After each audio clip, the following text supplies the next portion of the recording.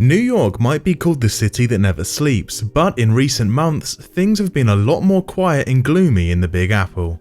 In recent months, thousands of longtime residents of New York City have chosen to move out of state. You may be asking to yourself, what are the reasons behind this happening? Why are so many people fed up with New York? In today's video, we're going to be looking at why exactly so many people have been leaving New York City. 1 million people have fled New York City and the tri-state area, which encompasses New Jersey, Connecticut, and Long Island, in the last 9 years. According to reports from Bloomberg, about 300 people are moving out of New York City every single day. United Van Lines, the large moving truck company in the US, keeps statistics on the flow of people, and to date the company reported that the 3 states in the Northeast, New Jersey, New York, and Connecticut, are among the top places people are moving out of the fastest. So, why exactly are people choosing to move away from a city that is supposedly the city of opportunities? It isn't just one reason. Costly living expenses, crumbling infrastructure, and high tax rates are a big problem for residents. Living in New York City means you are bound to pay higher taxes compared to other states. New York state tax is 8.8% on income for high earners, and New York City takes another 3.9%, combining to nearly 13%. A state tax rate that is one of the highest in the United States. On top of this, the high cost of living in New York City starts with its increasingly expensive housing market. According to a March 2019 report from Apartment List, the median rent for a 2-bedroom apartment is $2,499 in New York City. Studio and 1-bedroom apartments come in at $1,889 and $2,098 a month respectively. The rising value of a property with every passing day results in people not being able to ever purchase a property. And this is just involving living spaces. The bridges, tunnels, and trains are falling apart. The subway is affected by a lack of funds, signal slowdowns, and broken down infrastructure. The buses were also affected by a lack of funds, but individual routes had additional problems, including low frequencies, slow speeds, and winding routes. You could be walking on an average day in the city and the streets will be dirty and crowded.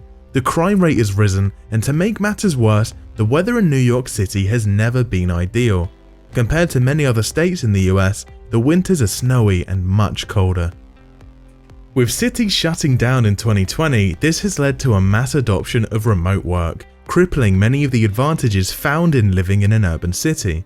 The shutdown ultimately turbocharged the move for many people from high-density, high-cost cities to lower-cost states like Florida, North Carolina, Texas, Arizona, and Tennessee. At the same time, many Wall Street banks and financial firms have begun establishing large hubs in these southern states for employees looking to move out of New York. By moving away from New York City, people have substantially lower taxes, larger homes for cheaper prices, fresh air, and a higher quality of living. However, this wasn't the case 10 to 15 years ago. The picture painted back then was a completely different one. New York City was the center point of banks, finance, and media houses. Advertising, fashion, and all other industries wanted to be successful if they tried to land in New York City and make their mark.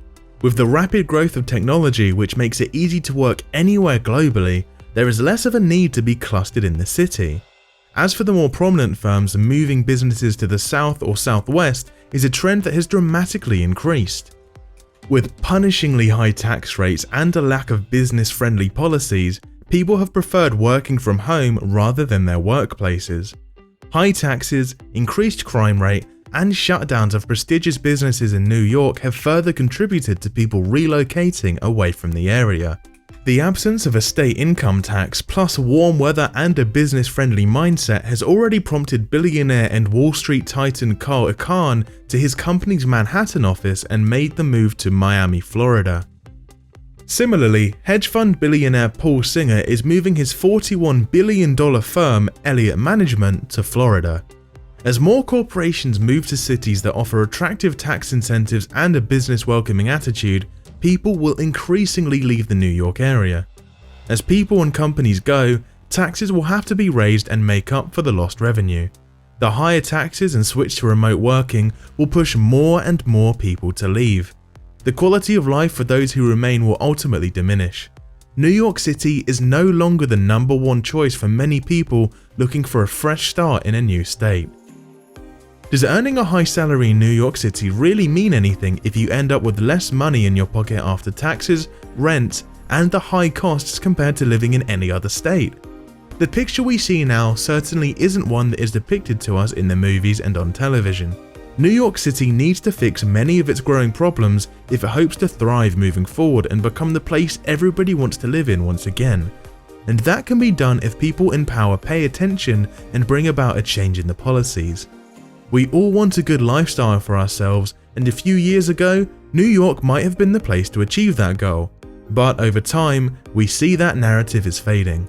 Thanks for watching. If you enjoyed this video, then be sure to hit the like button and subscribe for more videos just like this every week.